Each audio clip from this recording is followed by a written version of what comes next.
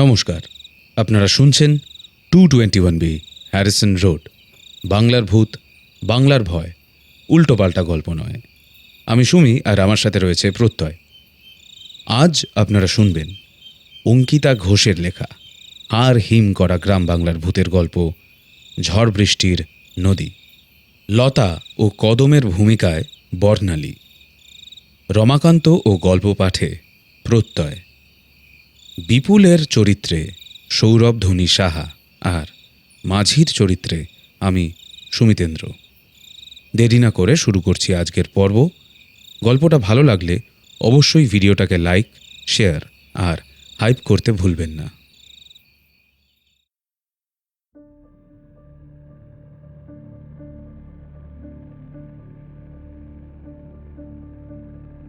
বৈশাখ মাসের শুভ লগ্নে বিবাহ হল বিপুল ও লতার।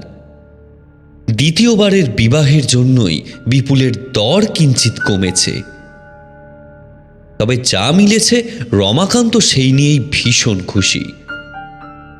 রমাকান্ত দত্ত হলেন বিপুলের বাবা। বিবাহের পরদিন সন্ধ্যাবেলায় রমাকান্ত সদ্য বিবাহিতা জুটিকে নিয়ে রওনা দেওয়ার সময় লতাকে বললেন, বৌমা, নৌকায় চেপে শ্বশুর বাড়ি যেতে হবে, তাই গায়ের গয়নাগুলো খুলে তোমার স্বামী বা আমার হাতে দিয়ে দাও। বাড়িতে ঢোকার আগে বরং আবার পরে নিও। আজকাল মানুষজনকে বিশ্বাস করা যায় না। গায়ে এত গয়না দেখলে যে কোনো রকমের বিপদ আসতে পারে। তার উপর পৌঁছতে পৌঁছতে রাত হয়ে যাবে। তুই গয়নাগুলো খুলে ফেলো মা।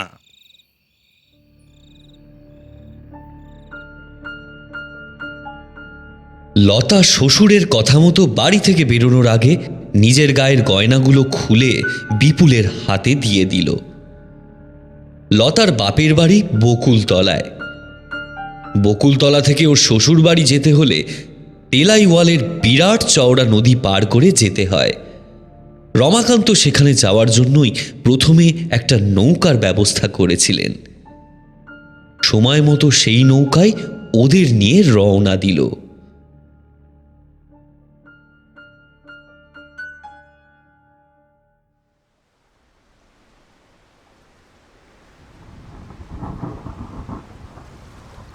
নৌকা যখন মাঝ নদীতে, তখনই হঠাৎ পূব আকাশে লাল মেঘ জমতে দেখা গেল। আকাশের বুক চিরে শব্দহীন বৈদ্যুতিক রেখা মেঘের মধ্যে হতে দেখা দিল। চারিদিকে বয়ে গেল ঠান্ডা জলীয় বাতাস। প্রথমে শুরু হলো ঝিরিঝিরি বৃষ্টি, তারপর ক্রমেই বৃষ্টির দাপট বৃদ্ধি পেল। আকাশ সকাল থেকে পরিষ্কার ছিল, তাই প্রাকৃতিক দুর্যোগের আশঙ্কা কেউই করেনি। মাঝি রমাকান্তর উদ্দেশ্যে বলল, বাবু, গতিক তো ভালো ঠেকছে নি। বেয়ারা রকমের ঝড় বৃষ্টির আভাস পাচ্ছি বাবু। তেলাইওয়ালের নদী এমনিতে শান্ত, কিন্তু ঝড় বৃষ্টির পরিমাণ চূড়ান্ত হলে এই নদী উত্তাল রূপ ধারণ করে। এই নদীতে অনেক সময় ঝড়ের মধ্যে নৌকাডুবি হয়েছে। এইসব ভেবেই রমাকান্ত ব্যস্ত হয়ে মাঝির দিকে তাকিয়ে খেঁকিয়ে বলে উঠলেন, এই বজ্জাত মাঝি, ঠিকঠাক নৌকা চালাতেও পারিস নে? আরামজাদা, এতক্ষণে তো আমাদের বাড়ি পৌঁছে যাওয়ার কথা। নৌকা চালাচ্ছিস না গরুর গাড়ি? ওই রকম ভাবে কি চালানো যায় বাবু? এ তো আর শক্ত মাটি নয়, আর না এখানে একটা চাকা লাগানো মোটর। এমন সময় প্রচণ্ড ঝড় উঠল। মাঝি দাঁড় ধরে নৌকা নিয়ন্ত্রণে রাখার চেষ্টা করল, কিন্তু কিছুতেই নৌকো সামলে রাখা গেল না। রমাকান্ত চিৎকার করে মাঝির উদ্দেশ্যে বললেন, আরে আরে আরে, কি হলোটা কি? নৌকায় তো টাল খাচ্ছে কেন? নৌকোর মধ্যে থাকা বিপুল ও লতাও ব্যস্ত হয়ে উঠল। মাঝি বলল, বুঝতে পারছি না বাবু, এর থেকেও তো অনেক বেয়ারা ঝড়ে আমার নৌকা সামলাতে অসুবিধে হয় নাই, কিন্তু আজ কিছুতেই যেন পারছি নে। হঠাৎ উথাল পাথাল জলস্রোতে নৌকো ভীষণ টাল খেয়ে গেল। মাঝি গতিক মন্দ দেখে লাফ দিল জলে। রমাকান্ত বিপুলকে বললেন, ওরে হতবাকা মাঝি আমাদের ফেলে পালিয়ে গেল। খোকা তাড়াতাড়ি নামতে, ঘাট কাছেই আছে, সাঁতরে চলে যাবো। ঝড় বাড়লে যে হাবুডুবু খেতে খেতে কোন চুলোয় গিয়ে পড়বো তার ঠিক নেই। নামতে। লতা বিপুলের হাত ধরে কিছু একটা বলতে গেল, কিন্তু তার আগেই বিপুল জলে ঝাঁপ দিল। তারপর চিৎকার করে লতাকে বলল, জলে ঝাঁপ দাও লতা। লতা উচ্চস্বরে কিছু যেন বলল, কিন্তু জলের তীব্র গতিবেগ, হাওয়ার শব্দ ও হুলুস্থুলু পরিবেশের জন্য ওর কথা কেউ শুনতে পেল না। রীতিমতো হাবুডুবু খেতে খেতে ওরা এগিয়ে চলল পাড়ের দিকে। অন্যদিকে নৌকো আস্তে আস্তে জলে ডুবে যাচ্ছে।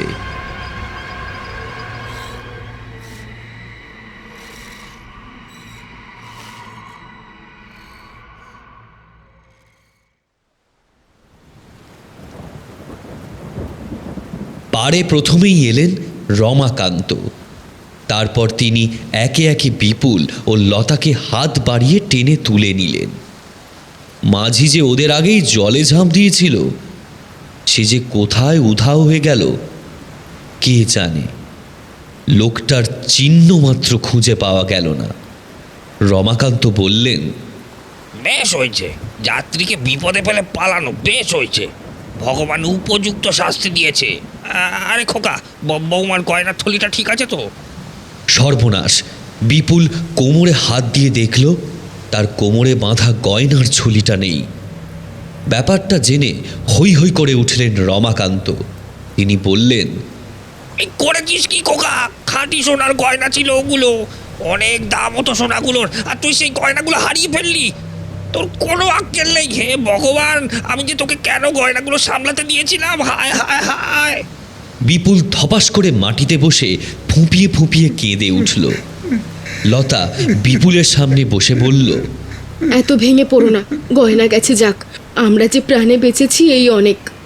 রমাকান্ত ছেলের দিকে তাকিয়ে বিরক্ত হয়ে বললেন, এই আর মেয়ে মানুষের মতো ন্যাকা কান্না কাঁদতে হবে না। আমারই ভুল, গয়নাগুলো আমার কাছেই রাখা উচিত ছিল। এখন চল, কাজেই একটা ছাউনি আছে, সেখানে গিয়ে দাঁড়াই। বৃষ্টি কমলে বাঁশবাগানে ঢুকবো। বিপুল চোখ মুছে ভ্রু কুঁচকে বলল, বাঁশবাগান কেন বাবা? পাশের রাস্তা ধরে গেলে তো। রমাকান্তর মনে মনে ভীষণ রাগ হলো, তবুও নিজেকে সামলে নিয়ে বললেন, আমাদের গ্রামে পৌঁছাতে গেলে বাঁশবাগান পার করেই পৌঁছতে হয়। তুই জানিস না নাকি? দিন দিন মেয়ে মানুষের মতো এত ন্যাকামি করিস কেন? ওঠ বলছি। বিপুল বাবার ইঙ্গিত বুঝে উঠে দাঁড়ালো। তারপর বাবার পিছন পিছন লতাকে নিয়ে ছাউনির দিকে এগিয়ে গেল। লতা বিপুলকে জিজ্ঞাসা করল, আমরা বাঁশবাগান দিয়ে যাব কেন গো? তোমাদের বাড়িতে যাওয়ার কি অন্য কোনো পথ নেই? বিপুল বোকাশোকা মানুষ, তাই রমাকান্তই এই প্রশ্নের উত্তর দিল। না, ওই একটাই পথ আছে। কেন বৌমা? লতা কিন্তু কিন্তু করে বলল, ঠাম্মি বলতো রাত বিরেতে বাঁশবাগান পেরোতে নেই, রাতের দিকে নাকি বাঁশবাগানে তেনারা থাকে। না না, এখানে কোনো ভূতের উপদ্রব নেই। লতা আর কোনো প্রতিবাদ করল না। তিনজনে মিলে ওরা বাঁধানো ঢিপির ওপর ছাউনির নিচে দাঁড়িয়ে রইল। ঝমঝম করে পড়া বৃষ্টির তোড় যেন কমতে চাইছে না, তার উপর অনবরত পড়ে চলেছে বাজ।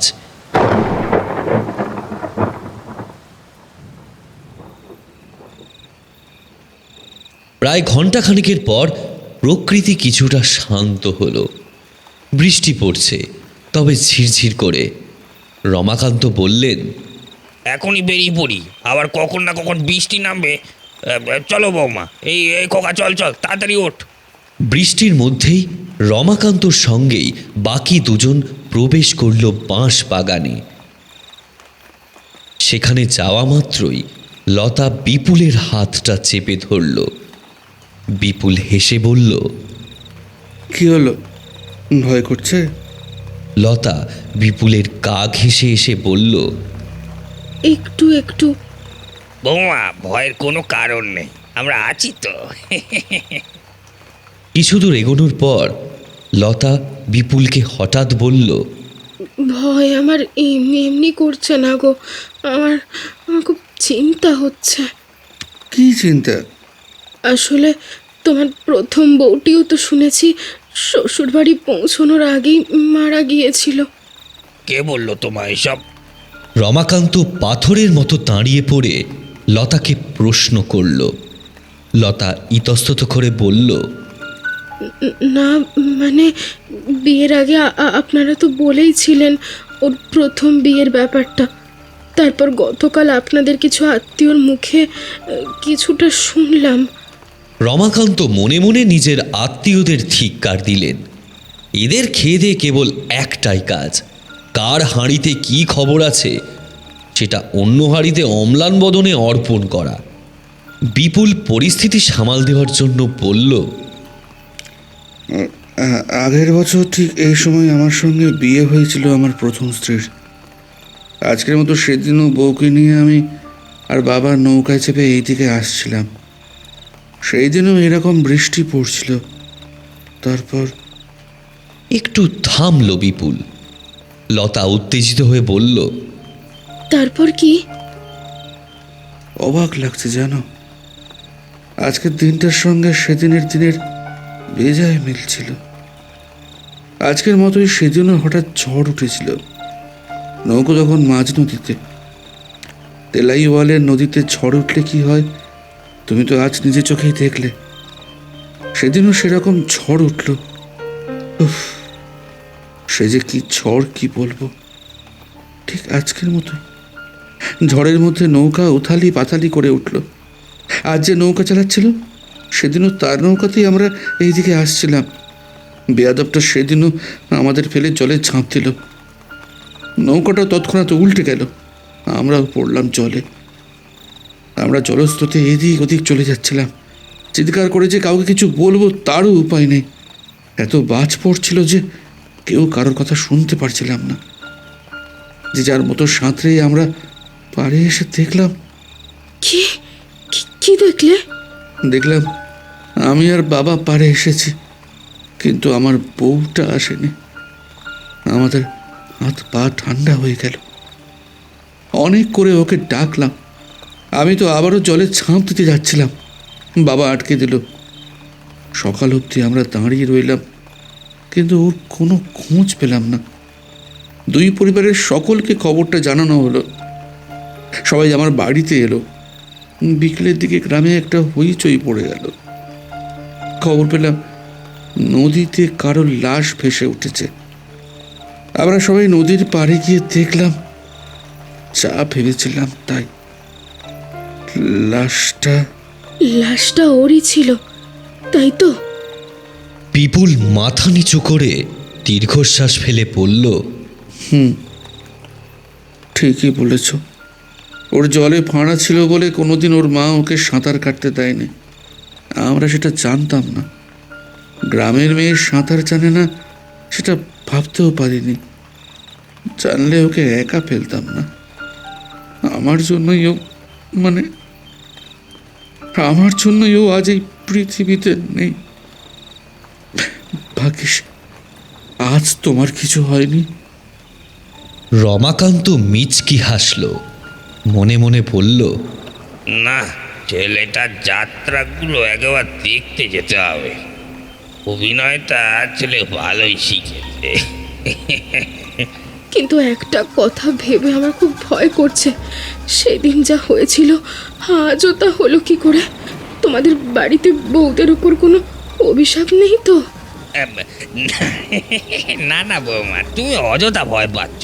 আর তো আধ ঘন্টার পথ, কিছুক্ষণের মধ্যেই তুমি পৌঁছে যাবে তোমার শ্বশুর বাড়িতে। তবুও বাবা মশাই, আমার কিন্তু খুব ভয় করছে। পরিবেশটা কেমন যেন মনে হচ্ছে কিছু একটা খারাপ হতে চলেছে। রমাকান্ত হঠাৎ মাঝপথে দাঁড়িয়ে পড়লেন। বৃষ্টি আবারও বেড়েছে। ঘন ঘন বাজ পড়ছে আর বিদ্যুৎ চমকাচ্ছে। আশেপাশে এমনিতেও কোনো লোকজন এই সময় থাকে না। আর আজ যা বৃষ্টি, এতে আরোই কোনো লোকজন এখানে আসবে না। লতা জিজ্ঞাসা করল, কি হলো বাবা মশাই, থেমে গেলেন যে? রমাকান্তর নিপাট ভদ্রমুখটার একটা পৈশাচিক পরিবর্তন ঘটল। অন্ধকারে রাতে তার মুখ স্পষ্ট দেখা না গেলেও লতা কিছুটা অনুমান করেই বিপুলের হাতটা চেপে ধরল, কিন্তু বিপুল লতার হাতটা ছাড়িয়ে নিল। রমাকান্ত অদ্ভুতভাবে হেসে বলল, তা বৌমা, তোমার গয়নাগুলো যে জলে পড়ে গেল, এবার কি হবে? লতা ভয়ে ভয়ে বলল, কি হবে বাবা মশাই? কেউ তো ইচ্ছে করে করেনি। মানুষের প্রাণ আগে না গয়না। সেই কিন্তু বাড়ির বউ গয়না না পরে শ্বশুর ঘরে উঠলে যে মান খোয়া যাবে তোমার।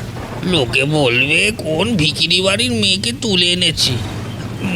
না না, তা হবে না কিছুতেই। তাহলে তাহলে কি হবে বাবা মশাই? আরও গয়না লাগবে যে। তোমার বাবাকে বলতে হবে তো সেই কথা। 30 ভরি গয়না দিতে বলেছিলাম।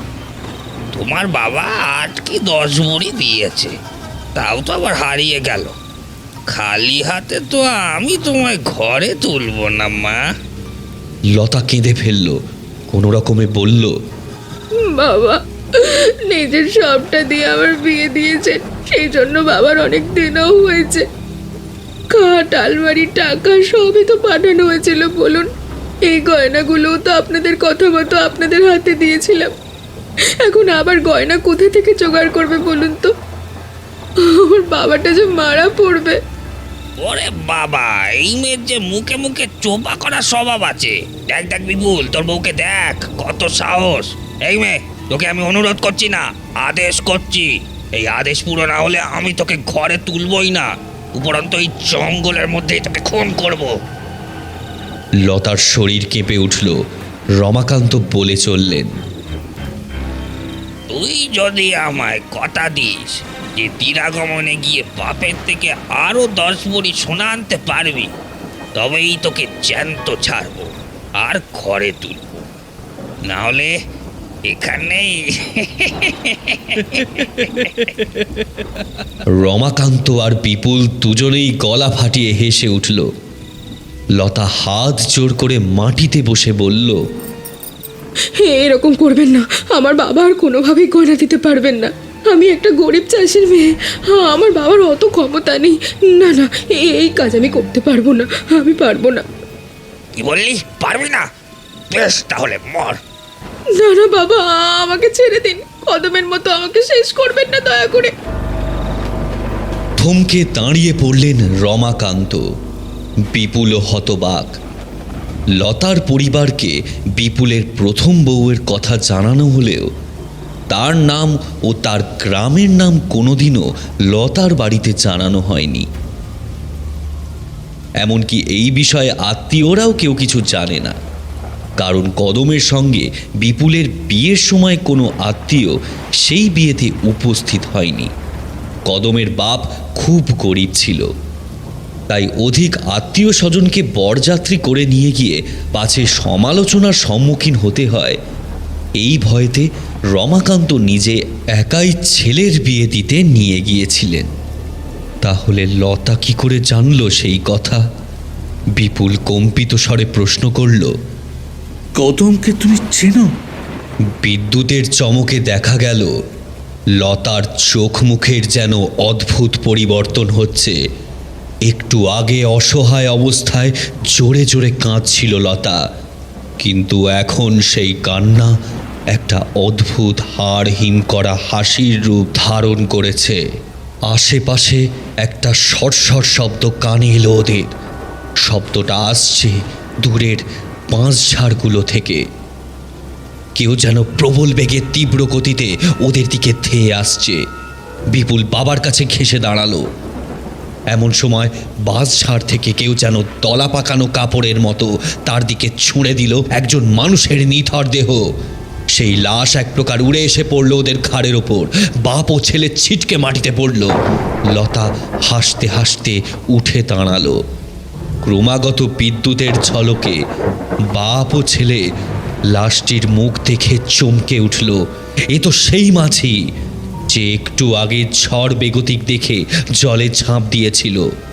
লতা হাসতে হাসতে বলল, এই তো সেই মাঝি, যে সেই রাতে তোদের সাথ দিয়েছিল, চোখের সামনে কদমকে খুন হতে দেখেও কিচ্ছু করলো না, বিনিময়ে তাদের থেকে টাকা নিয়ে মুখ মুছে সকলকে মিথ্যে কথা বলল। কথাটা শুনেই বাপ ও ছেলে তাকালো লতার দিকে। কোথায় লতা? এ যে কদম, বিপুলের প্রথম স্ত্রী। বিপুল ঠক ঠক করে কাঁপতে কাঁপতে বলল, কদম, তুমি তুমি তো হ্যাঁ, আমি মারা গেছি। 1 বছর ধরে আমার অতৃপ্ত আত্মা এখানেই তোদের অপেক্ষা করেছে। তোদের 3 জনকে একসাথে কবে পাবো এই আশায় আমি এখানে অপেক্ষা করেছি দিনের পর দিন। আজ সেই দিন এসেছে। বল বল, কি দোষ ছিল আমার? বল, আমার গরিব বাবা তোদের চাহিদা পূরণ করতে পারেনি বলে তোরা আমায় এভাবে নির্মমভাবে মেরে দিলি। বিয়ের সময় তোরা যা যা চেয়েছিলি আমার বাবার সেই সব জোগাড় করার চেষ্টা করেছিল, কিন্তু সবটা পারলো না বলে তুই প্রথমে নিজের ছেলেকে নিয়ে মণ্ডপ ছেড়ে চলে যাচ্ছিলি। তারপর তোর মনে হলো যতটুকু পাচ্ছিস ততটুকুই আগে হাতানো যাক। ছেলের সঙ্গে আমার বিয়ে দিয়ে নৌকোয় করে আমায় শ্বশুর বাড়িতে নিয়ে যাওয়ার সময় আমাকে মাঝ নদীতে ফেলে দিলি জলে।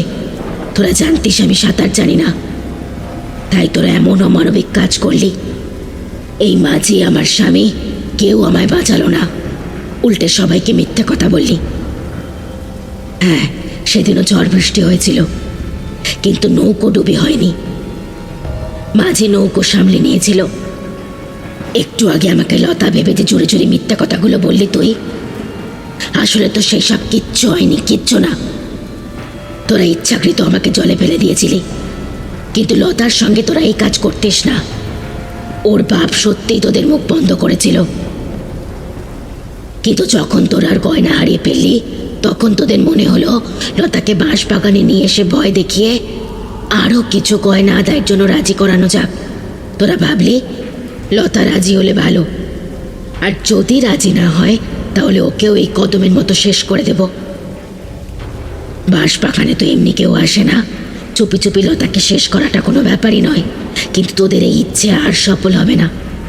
লতা আমার মতো সাঁতার জানতো না, ও আমার মতোই জলে ডুবে যাচ্ছিল, আর সেটাও তোদের চিৎকার করে অনেকবার বলেছিল, কিন্তু তোরা শুনতে পাসনি। আসল সত্য হলো লতা তখনই জলে ডুবে গেছে। তোদের সঙ্গে লতা কখনোই এই পারে আসেনি, এসেছি আমি, এই কদম। আর আমার এখন একটাই উদ্দেশ্য, তোদের শেষ করা, তোদের মতো পাপীদের শেষ করা, যাতে আর কোনো মেয়ে তোদের কাছে বলি না হয়। কথা শেষ করে কদম প্রথমেই বিপুলের কাছে গিয়ে এক ঝটকায় তার ঘাড় মটকে দিল।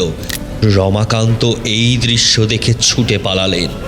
চারদিক থেকে তখন ভেসে আসছে কদমের হাসির শব্দ। সে বলছে, আমি যে এখন হাওয়া হয়ে গেছি বাবা মশাই, হাওয়ার থেকে দৌড়ে কোথায় পালাবেন? যেখানে পালাবেন আমিও আপনার পিছু পিছু সেখানেই যাব। ছেড়ে দে আমায় শয়তানি, ছেড়ে দে আমায়, ছেড়ে দে আমায়। রমাকান্ত একটা পাথরে হোঁচট খেয়ে মুখ থুবড়ে পড়লেন। সম্ভবত পাটা তার মট শব্দ করে ভেঙে গেল। প্রবল যন্ত্রণায় তিনি চিৎকার করে উঠলেন। তিনি দেখলেন বাঁশ গাছের ভিতর দিয়ে একটা কালো মূর্তি তাকে উঁকি মেরে দেখল। তারপর আস্তে আস্তে সেই লিকলিকে মূর্তিটা হাওয়ায় ভেসে এগিয়ে এলো তার দিকে। রমাকান্ত চোখে ঝাপসা দেখলেন, অনুভব করলেন সেই মূর্তি তার দিকে ঝুঁকে দেখল। তারপর সে লম্বা লম্বা নখ সমেত হাতটা রমাকান্তর গলায় রেখে চেপে ধরল। রমাকান্ত ছটফট করে উঠলেন। গলা দিয়ে গোগানির শব্দ ভেসে এলো তার। চোখগুলো ঠিকরে কোটরের বাইরে বেরিয়ে এলো। বাঁশবনের আনাচে কানাচে কদমের অন্তিম জয়ের হাসি ভেসে উঠল। তারপর সব শেষ।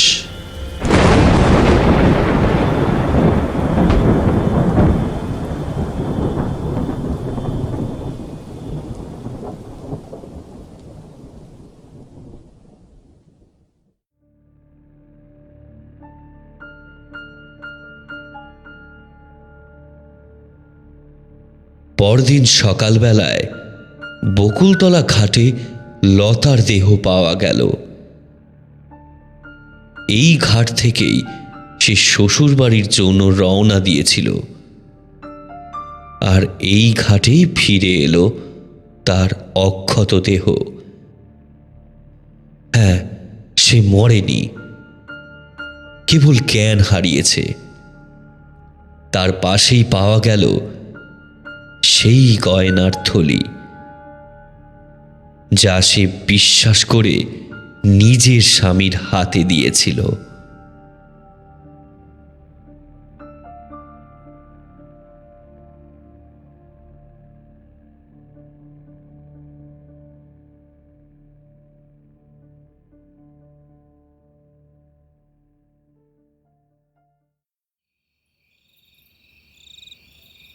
আপনারা এতক্ষণ শুনছিলেন 221B হ্যারিসন রোডের আজকের পর্ব, অঙ্কিতা ঘোষের লেখা ঝড় বৃষ্টির নদী।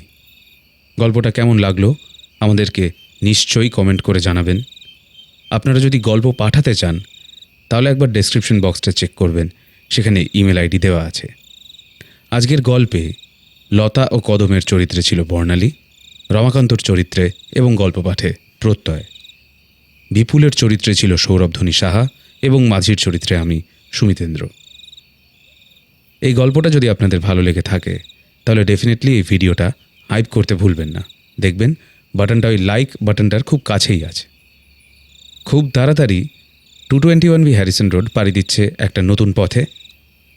এই নতুন পথে পাড়ি দেওয়ার অনুপ্রেরণা কিন্তু সম্পূর্ণভাবে আপনারা, মানে আমাদের সাবস্ক্রাইবাররা, যারা এখন বসে এই এপিসোডটা শুনছেন। বিগত কয়েকদিন ধরে, আরও ভালো করে বললে বিগত কয়েক মাস ধরে, অনেকেই অনেক ট্রু হরর ইনসিডেন্ট, মানে সত্যি অলৌকিক বা ভৌতিক ঘটনা আমাদেরকে পাঠিয়েছেন। আমি আর প্রত্যয় এতদিন সেগুলো পড়তে পারিনি, কিন্তু রিসেন্টলি আমরা সেগুলো চেক করেছি, মেলগুলো চেক করেছি, এবং আমরা অত্যন্ত অবাক হয়ে গেছি যে কি কোয়ালিটি কন্টেন্ট এতদিন আমরা ইনবক্সে ফেলে রেখেছিলাম। আমরা রিসেন্টলি আমাদের কমিউনিটিতে একটা পোল করেছিলাম, যেখানে আমরা বলেছিলাম এই ব্যাপারটা যে অনেকেই আপনাদের মধ্যে থেকে পাঠিয়েছেন আপনারা কি শুনতে চান ঘটনাগুলো। তো আপনাদের মধ্যে 96%, মানে যারা পোলটাতে পোস্টটাতে ভোট দিয়েছেন তাদের মধ্যে 96%-এর বেশি লোকে বলেছে যে তারা এই ঘটনাগুলোকে শুনতে চান, তারা চান আমরা এই ঘটনাগুলো প্রেজেন্ট করি। তাই এই প্রথমবার 221B হ্যারিসন রোডে আসবে সত্যি ভূতের ঘটনার একটা এপিসোড। আমরা কিন্তু এই ঘটনার সত্যতা যাচাই করিনি এবং আমি মনে করি করার কোনো প্রয়োজন নেই। আমরা শ্রোতা, আমরা এই ভূত টুত ভালোবাসি, আমাদের এটাই ভালো লাগে, আমাদের কাছে এটা এন্টারটেনমেন্ট, এটা একটা ফিলিং, একটা সুন্দর পরিবেশ সৃষ্টি করে একটা মুডের মধ্যে ঢুকে যাওয়া। তাই আমাদের একটা নতুন প্রচেষ্টা আপনাদের জন্যই, আপনাদের তরফ থেকে এবং আপনাদেরই লেখা। শুনুন, খুব তাড়াতাড়ি এপিসোডটা আসবে। আপনাদের যদি ভালো লাগে আমাদেরকে প্রপারলি ফিডব্যাক দেবেন এবং সবাইকে বলবো যে এই এপিসোডটার ভিডিওটা যখন পোস্ট হবে তখন বেশি বেশি করে কমেন্ট করে জানাবেন আপনাদের কীরকম লাগলো, যাতে আমরা ঠিক বুঝতে পারি যে আমরা এটা নিয়ে এগোবো ভবিষ্যতে না এগোবো না, সেই ব্যাপারটা যাতে আমরা ডিসাইড করতে পারি। তাহলে দেখা হচ্ছে পরের এপিসোডে, এবং মনে রাখবেন পরের এপিসোডটা হচ্ছে কোনো গ্রাম বাংলার গল্প নয়, রাদার গ্রাম বাংলার সত্যি ভৌতিক ঘটনা। Stay tuned and keep listening to 221B Harrison road. বাংলার ভূত, বাংলার ভয়, উল্টোপাল্টা গল্প নয়, গল্প নয়, হে হে।